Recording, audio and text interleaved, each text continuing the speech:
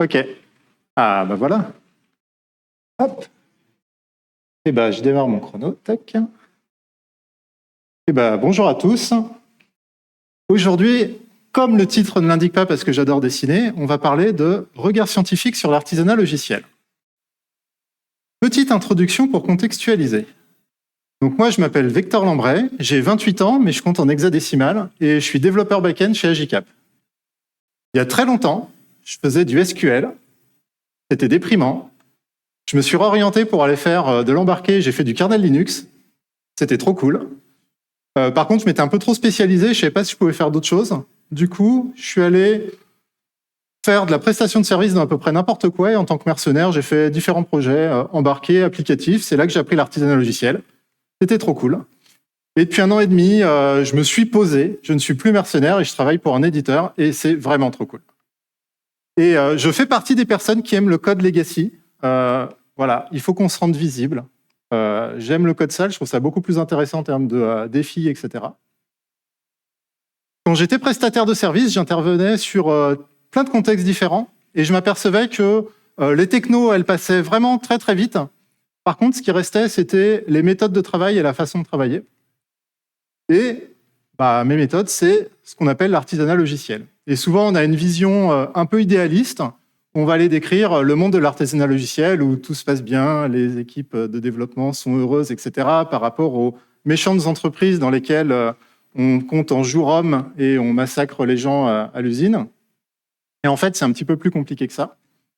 Du coup, dans Stall, ce qu'on va essayer, c'est de décomposer les différentes pratiques qu'il y a derrière l'artisanat logiciel et essayer de voir pour chacune, de les recouper par rapport à la connaissance scientifique pour voir est-ce qu'on apprendrait des choses ou pas. C'est quelque chose que j'ai commencé il y a 5 ans dans un talk qui s'appelait Artisanat logiciel, un regard zététique, et que j'avais poursuivi avec le TDD sans commencer par les tests. Donc ça, c'est une version remixée, réactualisée des deux, parce qu'il y avait un fil conducteur absolument parfait entre les deux. Et comme je me base sur des publications scientifiques, on va utiliser comme outil l'échelle des preuves. Donc tout en bas, on a les publications non académiques, donc non revues par les pairs. Et en fait, c'est là-dedans qu'on a la plupart des publications d'artisanat logiciel. Ça ne veut pas dire qu'elles ne sont pas bien, ça veut dire que le niveau de preuve n'est pas vérifié, etc., comme les publications académiques. Et puis au-dessus, on a les publications académiques. Donc ce qui les caractérise, c'est qu'il y a des gens compétents qui ont relu ce qui est écrit, il y a des possibilités de citation, etc. Et là-dedans, il y a une hiérarchie, c'est-à-dire qu'il y a les études de cas qui s'intéressent à une situation donnée, et il y a les méta-analyses qui vont faire une synthèse d'études de cas. Donc moi, en version simplifiée, si vous voyez une référence grise, c'est qu'on parle de publication non académique. Si vous voyez du doré, c'est qu'on a une publication académique, et je préciserai si c'est une étude de cas ou pas. Le plan rapidement. On va finir l'intro. On va parler de la taille des fonctions. Ensuite, on s'occupera de clean code. Ensuite, on va parler test-driven development. On va comparer le test-driven development avec l'iterative test last. Et on va conclure tout ça.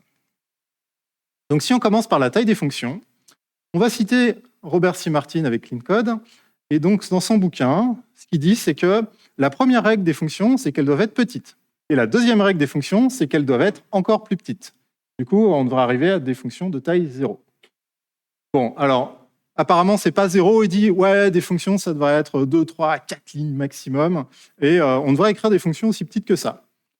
Mais j'ai aucune recherche pour le prouver, je peux pas le justifier, etc. Donc, bon, il n'a pas fait le boulot. Ça semble être un problème assez simple. Est-ce qu'écrire des plus petites fonctions, c'est plus simple ou pas? Je pensais que j'allais trouver rapidement la réponse à ces questions.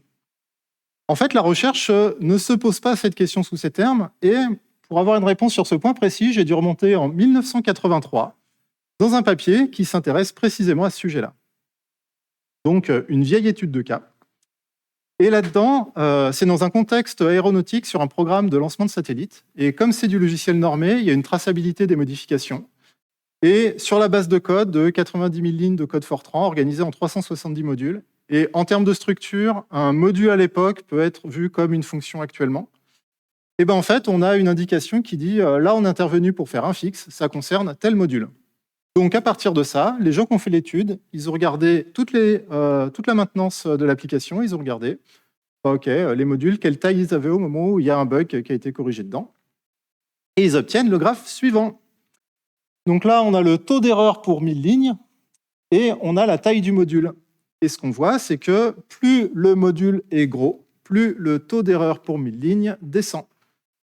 Donc, la conclusion qu'on en tirerait, c'est que sur ce projet-là, plus les modules étaient petits, plus ils étaient buggés. Et en fait, ça, c'est surprenant maintenant, mais ça a déjà surpris les gens qui ont fait l'étude, en fait, parce qu'ils ne s'attendaient pas du tout à ça. Ils avaient déjà le biais d'attendre le résultat contraire.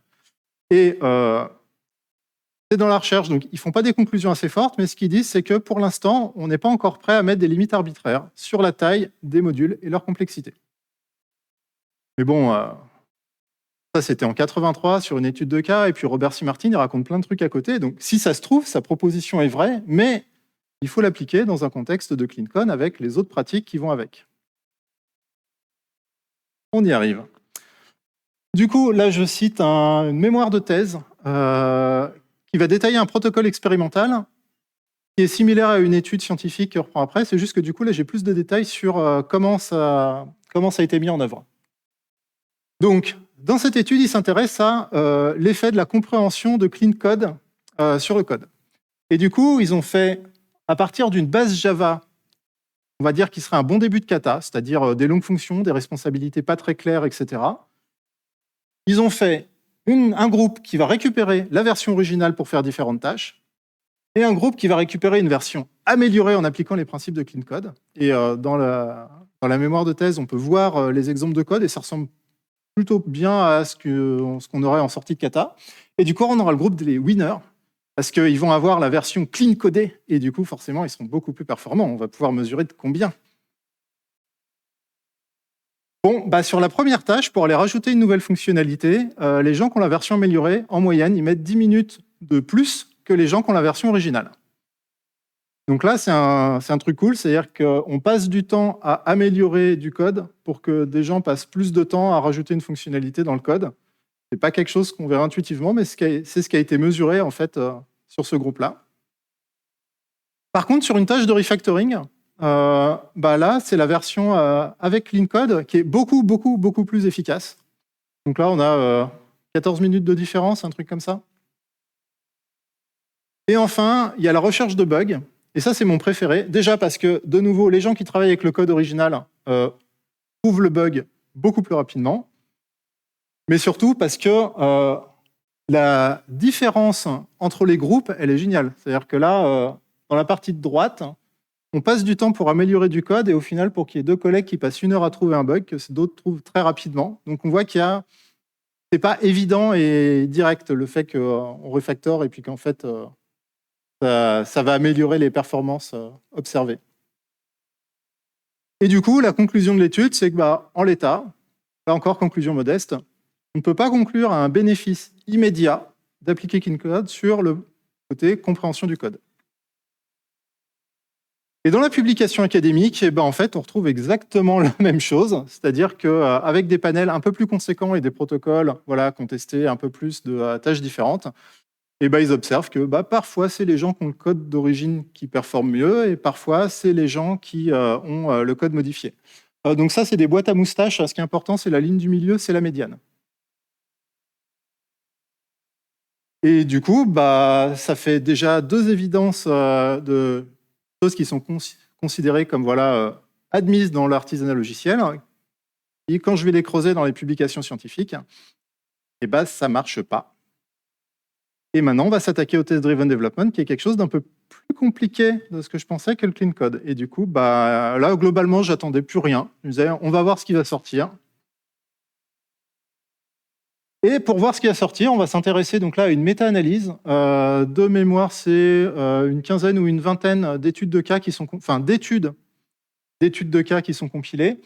Et c'est des études empiriques, donc globalement faites à partir de vrais échantillons de code.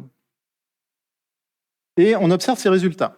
Donc sur chacune des études, ils ont décomposé en différents critères. Et sur ces critères, ils regardent est-ce que le fait d'appliquer le test-driven development a un effet positif, négatif, neutre, on ne peut pas conclure. Et on voit qu'il y a pas mal de choses où c'est pas net, c'est principalement neutre où on ne peut pas conclure, mais on voit quand même que sur la diminution du nombre de défauts, ça aurait un impact positif. Et on voit qu'il y a une augmentation du temps passé et une diminution de la productivité. Et maintenant, si on fait un zoom dans ces études-là et qu'on s'intéresse aux publications industrielles uniquement, eh ben on s'aperçoit qu'en fait, c'est les cas qui arrivent à conclure. C'est-à-dire que quand on trouve que le test-driven development, ça réduit les bugs et ça prend plus de temps, eh ben ça vient de ces études-là. Et en fait, dans les contextes académiques, ils n'arrivent pas à en tirer des conclusions. Donc, on va faire un zoom sur les études industrielles parce que ça ressemble a priori plus au code qu'on peut manipuler au quotidien quand on bosse dans le développement logiciel. Et donc là, on a une méta-analyse, on a une étude de 4 cas industriels dans cette étude-là. Et ce n'est pas forcément les boîtes les plus représentatives, mais c'est souvent le cas dans la recherche, c'est IBM et Microsoft, parce que faut des données, et la plupart des boîtes dans lesquelles on travaille, elles n'ont pas de données suffisantes pour faire des protocoles expérimentaux. Donc dites-vous que potentiellement, ces personnes-là bossent mieux que la moyenne de l'industrie, et qu'il faut prendre les résultats en conséquence. Leur façon de travailler, c'est d'aller chercher dans 4 domaines différents, donc des drivers réseau pour IBM, et puis Windows, un vieux truc qui s'appelait MSN, je ne sais pas si ça existe encore, et puis Visual Studio. Donc des contextes différents. Comme c'est des grosses boîtes, ils peuvent prendre un projet sur lequel les gens mettent en place le test-driven development et un projet de taille équivalente sur le même sujet et l'utiliser comme groupe contrôle. Et quand ils font ça, ils mesurent à la fin, c'est quoi les résultats. Et donc ce qu'ils observent, c'est qu'on a une augmentation du temps passé qui est d'à peu près 20% en moyenne sur les projets. Et par contre, on a une diminution du nombre de bugs qui est assez conséquente parce que les moins bons, entre guillemets, c'est IBM, ils ont moins 40% en bugs, et du côté de Visual Studio, ça divise les codes par 10. Enfin, les bugs par 10. Donc, effet assez conséquent. Et donc là, on pourrait se dire, ouais, mais c'est trop bien le test-driven development. En fait, on passe un tout petit peu de temps et on corrige plein de bugs. Et les gens de l'étude, ils disent, en fait, à partir de ça, on ne peut pas conclure sur l'efficacité du test-driven development. Pourquoi ? Parce qu'en fait, on a regardé l'équipe de dev. Est-ce que l'équipe de dev, chez ces boîtes-là, c'est leur sortie qui fait directement le produit ? Non, en fait. Il y a des processus de contrôle qualité. Donc, en fait, ce qu'ils disent, c'est OK, on a passé plus de temps, on voit qu'il y a une diminution du nombre de bugs que, du coup, les développeurs n'ont pas produit, mais combien de ces bugs-là auraient été attrapés par les équipes de QA ? Ils n'ont pas les données, et du coup, ils ne peuvent pas répondre à cette question. Donc en fait, on n'est pas capable de dire à partir de ces études, les utilisateurs, combien de bugs ils auraient perçus, et est-ce qu'on aurait vu de la qualité, ce qu'on appelle de la qualité externe, donc au niveau du comportement. Ça, c'est le premier point qui leur font dire on ne peut pas conclure. Et puis après, l'autre point, c'est le groupe contrôle, sachant que les tests et la qualité, de manière générale, c'est la variable d'ajustement sur les projets. On leur file 20% de temps supplémentaire. Est-ce qu'ils n'auraient pas aussi pu corriger les problèmes potentiellement dans une proportion importante ? Ils n'ont pas les données, donc ils ne peuvent pas conclure. Et il y a un truc qui est bien dans la recherche, c'est que quand ils n'arrivent pas à conclure sur un sujet, on peut même trouver des publications qui expliquent pourquoi c'est difficile de conclure sur un sujet. D'où ce papier, du coup, pourquoi la recherche sur le test-driven development n'arrive pas à conclure. Et là-dedans, il y a plein de trucs intéressants. Un des trucs qui ont remonté, c'est que quand on parle de test-driven development, souvent, on ne sait pas par rapport à quoi on se compare. Donc, souvent, il y a écrit quelque chose genre, ils font du cycle en V, ils font du waterfall. Seulement le cycle en V waterfall de chez IBM avec les équipes de QA qui ont préparé leurs tests en boîte noire, c'est pas pareil qu'une startup qui va globalement à la YOLO. Du coup, c'est difficile de se dire qu'on peut tirer des résultats, sachant qu'on n'a pas de référence précise par rapport à quoi on se compare.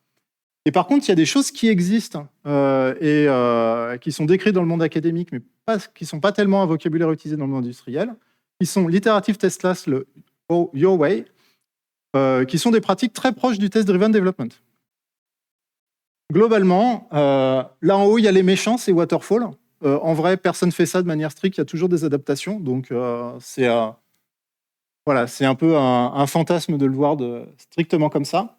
Il y a le test-driven development, on commence par les tests, ensuite on fait le code, et puis on fait des petites itérations, on a des boucles de feedback rapides. Et l'iterative test class, c'est exactement la même chose, sauf qu'en fait, on écrit un petit incrément de code, et juste après, on écrit le test. Voilà, c'est la seule différence. Et le Your Way, c'est, en fait, l'un ou l'autre, changer en cours de route, on s'en fiche. Et l'autre problème qui fait qu'on n'arrive pas à conclure, c'est que quand les gens ils disent « moi, je fais du test-driven development », eh ben, on a besoin de plus d'informations pour savoir de quoi on parle. Parce qu'il y a des gens qui font du test-driven development en mode alternation, l'alternance, j'écris un test, j'écris du code, j'écris un test, j'écris du code. Mais il n'y a pas de refactoring. Il y en a d'autres qui suivent un cycle plus classique, tel que celui décrit par Ken Beck. Il y en a qui le suivent en intégrant potentiellement une étape de design préalable. Est-ce qu'on peut vraiment comparer ces approches? C'est compliqué. Du coup, l'état de l'art, en tout cas leur conclusion sur l'état de l'art, c'est que on essaye de comparer des choses qui sont difficilement comparables.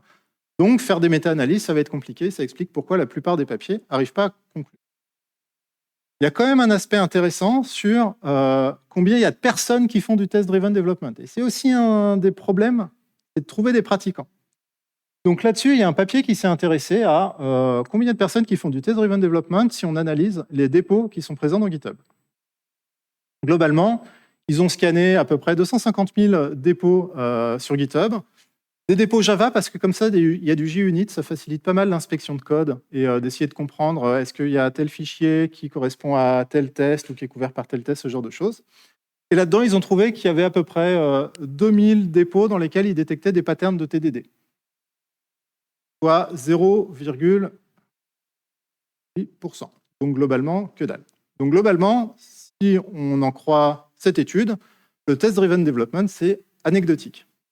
Mais il y a un problème, c'est que c'est au niveau du commit.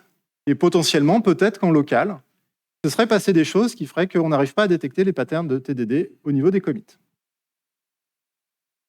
Deuxième étude, et là, les gens ils se sont dit, on va les regarder en local, on va faire un plugin qui s'intègre à l'IDE, on va aller voir les interactions des personnes qui bossent. Quel fichier est en train d'être exécuté? Est-ce que les tests qui correspondent à ce fichier sont exécutés? Est-ce que les tests passent? Est-ce qu'on a commité, etc. Et là, on peut détecter des patterns de TDD très finement. Et sur les 2500 sessions de code qui ont été analysées, ce qui couvre à peu près 2 ans et demi dans l'expérience, ils s'aperçoivent que pendant la moitié, personne ne lance les tests. Il y a peu de chances qu'on trouve du test-driven development à l'intérieur de ces sessions-là. Hop. Mais par contre, il y a quand même 50%, youpi, où les gens lancent les tests. Et là-dedans, les patterns de TDD, c'est 1,7% des sessions. Il faut savoir que c'est inférieur au nombre de personnes qui déclarent pratiquer du TDD. Parce qu'en fait, il y a des gens, ils disent qu'ils font du TDD, puis parfois, il y a des raccourcis qui sont pris qui fait qu'ils ne suivent pas un cycle strict.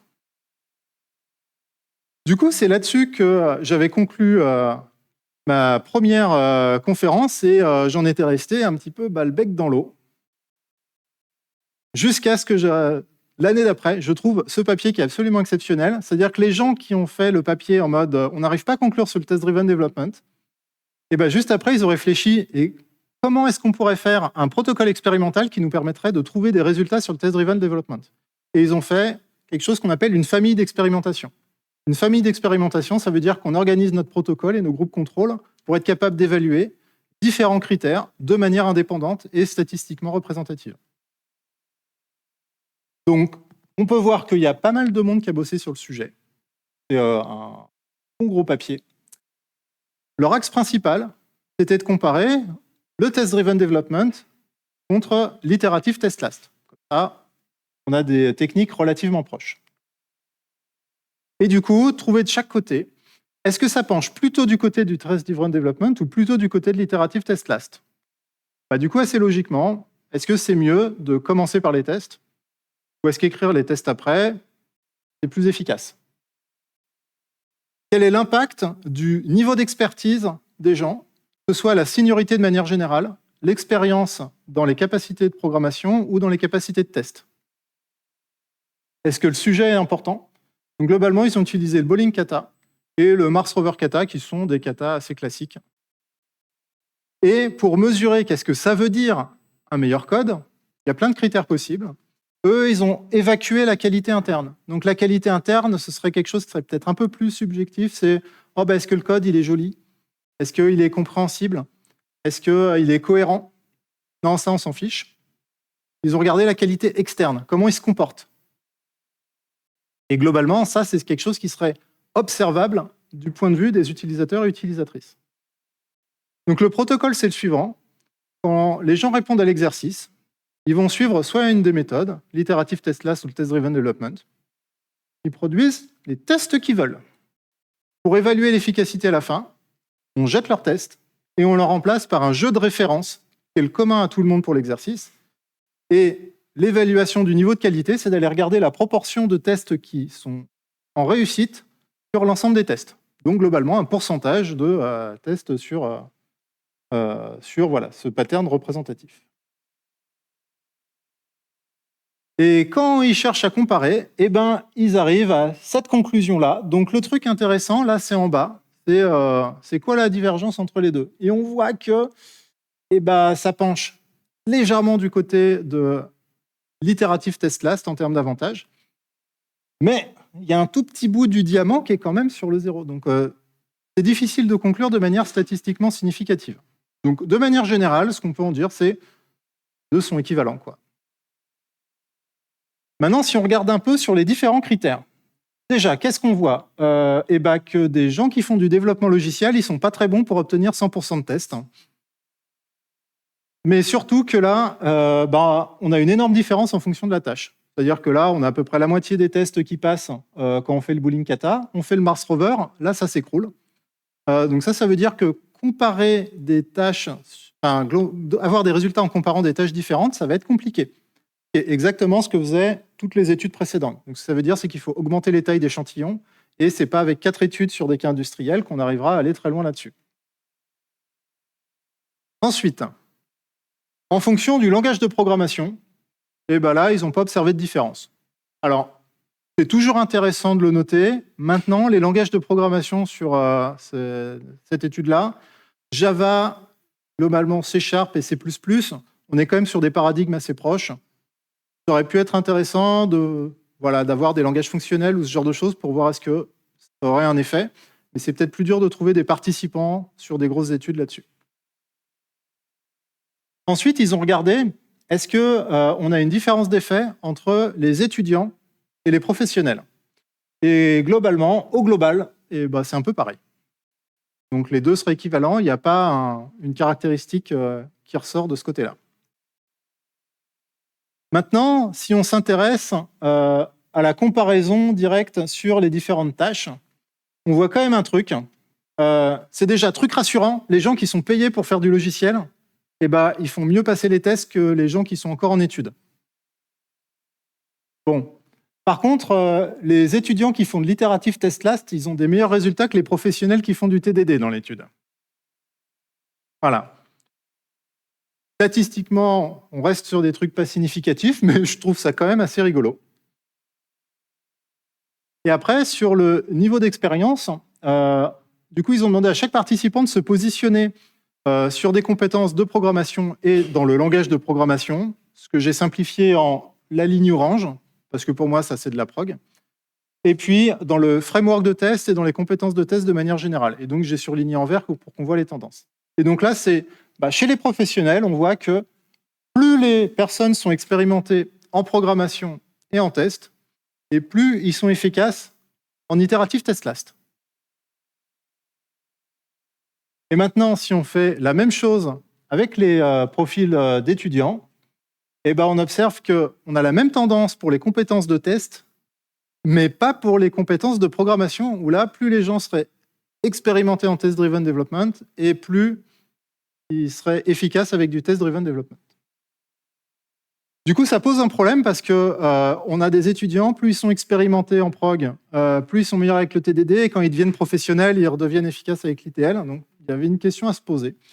Et ils disent qu'ils n'ont pas les éléments pour répondre. Leur hypothèse, c'est déjà que les échelles n'ont pas la même signification entre les étudiants et les professionnels. Et ensuite, qu'à l'intérieur des étudiants, c'est possible qu'il y ait besoin d'être un peu meilleur en programmation pour écrire du code pour des tests, d'écrire des tests pour du code qui n'existe pas encore.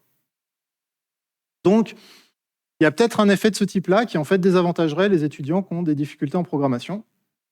Mais ils n'avaient pas cette information en entrée de leur protocole et du coup, ce n'est pas couvert par leur famille d'expérimentation de manière directe. Et donc, c'est un sujet à creuser. Du coup, ce qu'ils ont conclu, c'est que globalement, l'iterative test last, c'est équivalent ou un tout petit peu meilleur pour la plupart des groupes, à l'exception des personnes juniors qui performeraient peut-être un peu mieux en test-driven development. Et ils insistent bien sur le fait que, globalement, c'est des tendances qui sont très faibles et que les deux sont globalement équivalents.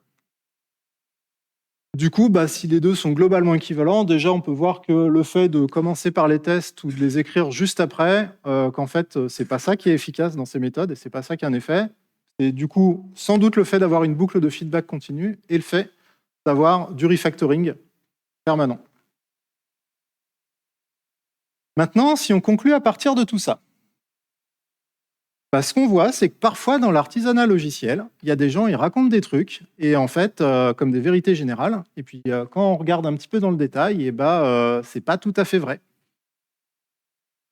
On peut en conclure que faut pas dire qu'on va plus vite quand on fait du test-driven development, parce que ça dépend de ce qu'on regarde, et de si on inclut l'impact des bugs ou pas. Il y a de fortes chances qu'on augmente un petit peu le temps et qu'on diminue les bugs.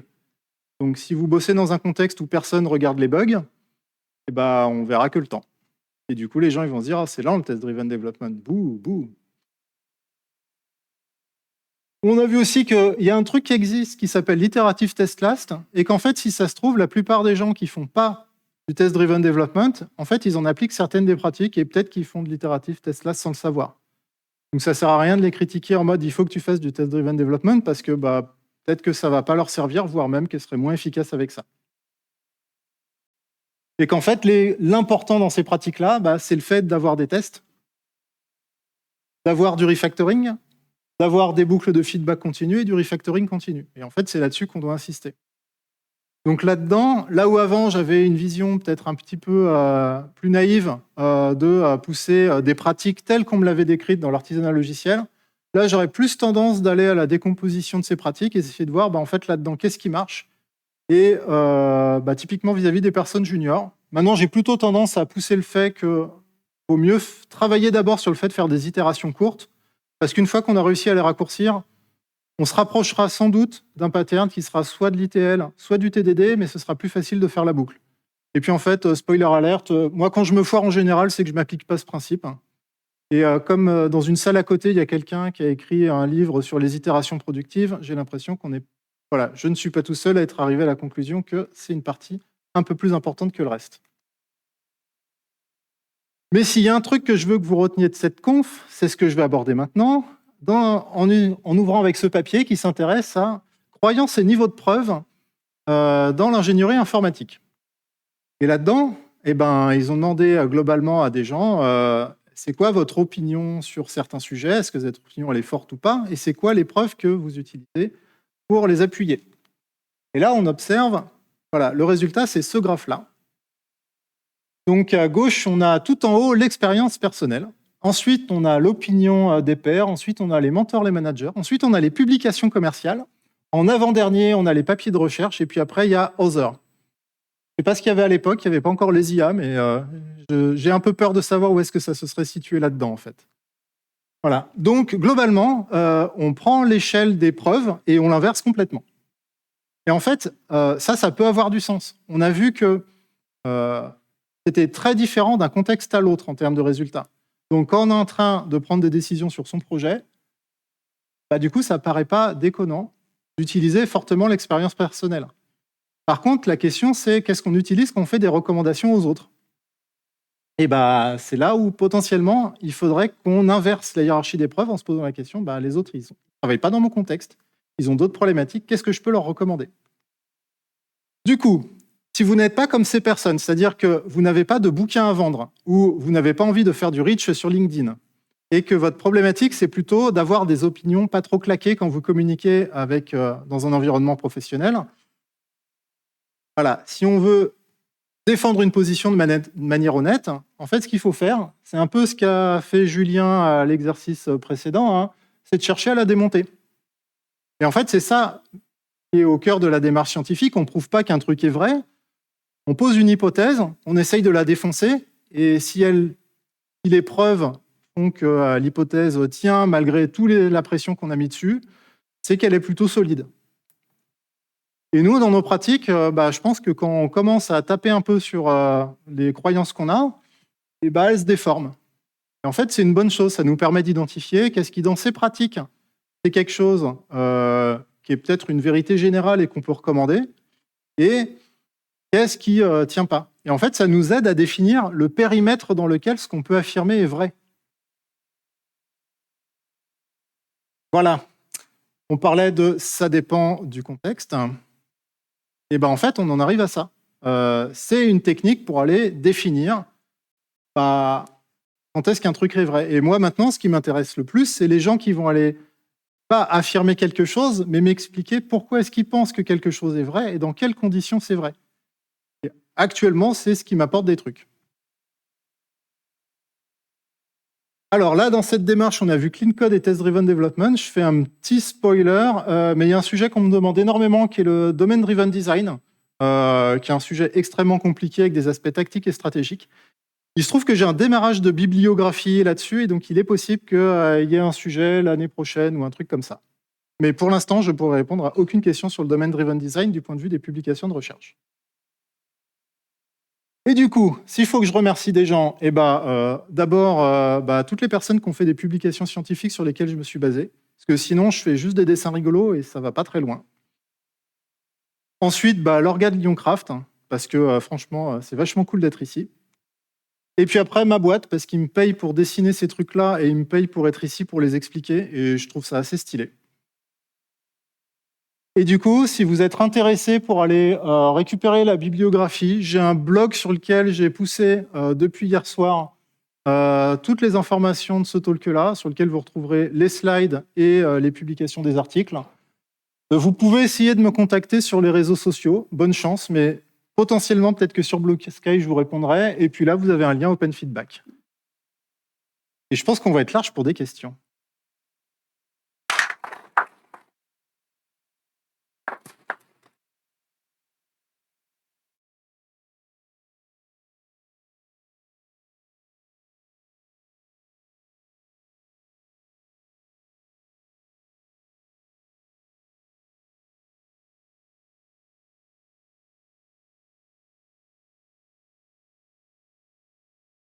Déjà, merci. Et je voulais savoir si tu avais dans les tuyaux d'autres publications ou publications qui sont encore en cours, ou tu as peut-être des informations là-dessus, sur éventuellement d'autres sujets de recherche, sur l'artisanat logiciel, et savoir s'il y a des questions encore qui se posent et que tu n'as peut-être pas eu le temps d'évoquer ou mis de côté sur ce sujet-là. Je suis assez curieux. Ok. Est-ce que j'ai besoin de répéter les questions pour la captation ou pas? Ok. Alors globalement, les sujets que j'ai dans les tuyaux et qui n'ont pas été présentés, il y en a plusieurs. Il y en a un que je creuse actuellement qui est sur le Process Communication Model et de manière générale, les profils psychologiques des personnes dans la tech. Il y a énormément de bullshit et énormément de trucs intéressants, et dans les études scientifiques, ce que je creuse, c'est que ça va beaucoup moins loin que les gens qui vendent du coaching et ce genre de choses. Et ce qui m'intéresse, c'est de poser la limite. Et pour l'instant, je n'ai pas fini de creuser, donc j'espère le sortir l'année prochaine ou quelque chose comme ça. Et il y a un autre sujet que j'ai traité, c'est que j'adore le code legacy, c'est trop bien. Et du coup, j'avais fait un talk il y a 3 ans là-dessus, où j'avais cherché à comprendre pourquoi on le gère aussi mal, en allant creuser du côté de l'inaction climatique et le rapport du GIEC. J'ai toute la biblio là-dessus, j'ai donné le talk, la captation a échoué, et comme j'ai à peu près 200 slides et passé 20 jours dessus, je ne l'ai jamais redonné. Mais j'ai les infos, et typiquement, le truc sur les croyances des développeurs, ça vient de là. Et ce que j'espère, c'est pouvoir réutiliser ces parties-là et peut-être les structurer dans quelque chose d'un peu plus accessible sur c'est quoi les informations qu'on a pour aborder du code legacy quand on a une démarche scientifique. Mais là-dessus, je vous recommande d'aller regarder du côté de CodeSyn, qui est une boîte qui fait un produit qui permet de gérer ça et qui a une activité de publication scientifique qui sont accessibles et hyper pertinentes.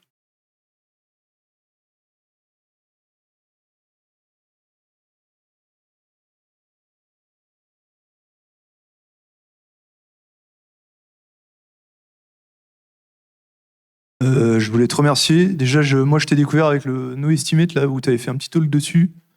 Et merci beaucoup de faire de la vulgarisation en lisant les papiers. Parce que nous, on n'a pas forcément le temps et franchement, ça, c'est un boulot qui fait vraiment du bien. Et et aussi, tu n'as pas utilisé de dessin fait par l'IA. Et ça fait de toi ma personne préférée de la journée. Et j'avais une question, vu qu'on parle d'épistémologie. Entre le TDD et le Iteration Test Last. Ouais, Iterative Test Last. Ouais. Test Last, la philosophie principale, que dans le TDD, tu poses ton test avant d'écrire le code, tandis que l'autre, c'est l'inverse. Et finalement, tu peux biaiser ton test pour répondre finalement à ce que tu as codé. Donc un peu comme quand tu fais une expérience scientifique, tu vas prendre des mesures et puis après tu vas dire ah oui mais en fait je voulais tester ça et puis tu peux réécrire un peu l'histoire comme ça. Et donc pour moi il y a cet aspect complètement différent de l'épistémologie, qui est peut-être gommé du fait du cycle rapide, puisque on peut faire, et finalement on a une convergence. Est-ce que toi, dans la littérature, tu as rencontré quelque chose à ce niveau-là qui t'a interpellé et qui... En fait, l'étude sur la famille d'expérimentation, en fait, c'est exactement là-dessus. C'est-à-dire, s'il y avait un effet, les gens qui vendent les livres de TDD, ils disent on écrit le test d'abord pour ne pas se faire biaiser. Et la conclusion, c'est que les gens qui écrivent le test après, ils ont plus de tests qui passent en moyenne. Pas de beaucoup, mais ils sont équivalents. Donc, s'il y a un effet de biais, on ne l'observe pas sur le taux de tests qui passent. C'est là où ils ont à rapporter la réponse. Et après, le problème, c'est que c'est difficile d'aller estimer c'est quoi l'influence de ce biais-là, alors même qu'on n'est déjà pas capable de bien évaluer l'efficacité du test-driven development en tant que pratique au global. Donc peut-être que potentiellement, dans quelques années, il y aura des protocoles expérimentaux qui permettront de se centrer spécifiquement là-dessus. Mais je pense que ce n'est pas sur le Mars Rover Kata ou ce genre de choses qu'on le détectera. Et il y avait une question ici. Merci pour ton talk. Moi, j'avais juste une question. Par rapport à toi-même, je suppose que tu faisais assez de TDD avant de faire cette étude. Est-ce que ça a eu un impact ou un changement où tu t'es posé des questions en fait j'ai vraiment besoin de faire du TDD à chaque fois. Est-ce que ça a changé ta manière de travailler ou tu es resté toujours sur tes philosophies, mais tu sais quand même cette étude, elle existe? Ouais. Ou, voilà. En fait, j'ai pas changé mes pratiques, mais ça m'a permis de les comprendre. Globalement, je reste sur un mode de test-driven development par défaut parce que c'est quelque chose avec lequel je suis familier et moi, ça me parle bien. Mais par contre, parfois, par exemple, quand je découvre un nouveau langage, je ne sais pas écrire les tests. Et pour moi, j'ai deux choses à apprendre. J'ai besoin d'apprendre à coder et j'ai besoin d'apprendre à tester ce que je code. Et si je ne sais pas écrire les tests, j'aurais du mal à écrire des tests pour du code que je ne sais pas écrire. Donc en fait, dans ce genre de contexte, je m'aperçois que j'essaye de faire les choses au mieux et de me rapprocher le plus du pattern de TDD. Et en fait, ce que je fais, c'est que je commence par écrire le petit incrément fonctionnel que j'ai besoin parce que je ne maîtrise pas bien le langage. Je vois qu'il marche d'un point de vue test manuel et immédiatement après, je cherche à l'ancrer avec un test automatisé pour comprendre comment le tester. Et en fait, je fais de l'iterative test last. Donc ça m'a plus permis de décrire et de poser un mot sur une pratique que je faisais et de comprendre dans quel contexte je me mettais à switcher d'un mode à l'autre.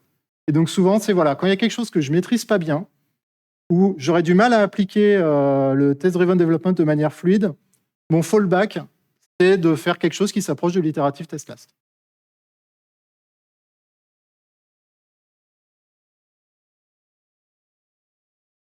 Si mon chrono est à l'heure, on a encore potentiellement 6 minutes, donc n'hésitez pas. Bonjour Victor.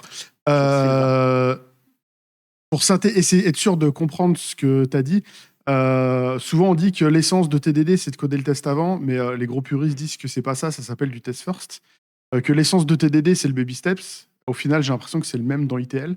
Et est-ce que la différence fondamentale n'est pas dans on écrit le test, mais plutôt dans la taille de l'itération qu'on choisit? Est-ce que j'ai l'impression, c'est ce que tu disais sur la fin, que l'intérêt c'est d'avoir des itérations plus courtes. Est-ce que C'est ce que tu penses? Est-ce que c'est ce que tu as lu, ce qui ressort? Est-ce que j'ai raté quand tu... Alors, c'est ce que je pense, parce que malheureusement, j'ai cherché à creuser le sujet de c'est quoi l'impact des boucles de feedback, et en particulier des boucles de feedback courtes. Et en fait, c'est comme la taille des fonctions. C'est qu'actuellement, comme les gens dans la recherche, bah, ils ont du mal à faire des protocoles efficaces pour traiter un sujet de manière globale. Ils n'ont pas encore les protocoles pour aller zoomer sur ces aspects-là. Donc j'ai l'impression qu'il faudrait que j'aille le choper peut-être dans des domaines de la recherche qui ne s'intéressent pas directement au test-driven development, mais peut-être au feedback produit, ce genre de choses. Peut-être que j'aurai des réponses. La difficulté étant de trouver les bons mots-clés à mettre, parce que les gens qui travaillent dans la recherche académique, eh ben, ils n'utilisent pas forcément le même vocabulaire, ou ils ne s'inspirent pas des mêmes communautés. Typiquement, il y a une grosse partie du vocabulaire académique, ça vient plus du monde du test et de l'assurance qualité, en termes de vocabulaire qui est utilisé. Et nous, on parle des mêmes choses, pas de la même manière, et parfois pas du tout au même niveau de maturité. Donc typiquement, le concept de qualité interne et externe, ça c'est quelque chose, je pense que je vais à une conférence de QA de testeurs, c'est un truc vraiment de base, alors que c'est un vocabulaire qu'on n'utilise pas du tout dans les communautés craft. On va tourner autour du pot, mais on n'aura pas le terme, quoi.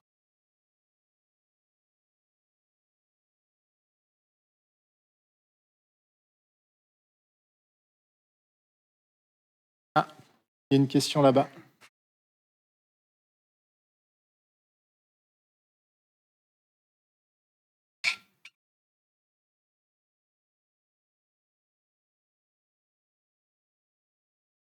Ouais, je me demandais du coup, au niveau de la recherche scientifique, tu trouves beaucoup de papiers du coup qui parlent d'industrie logicielle et enfin, vraiment de développement logiciel et éventuellement d'industrie.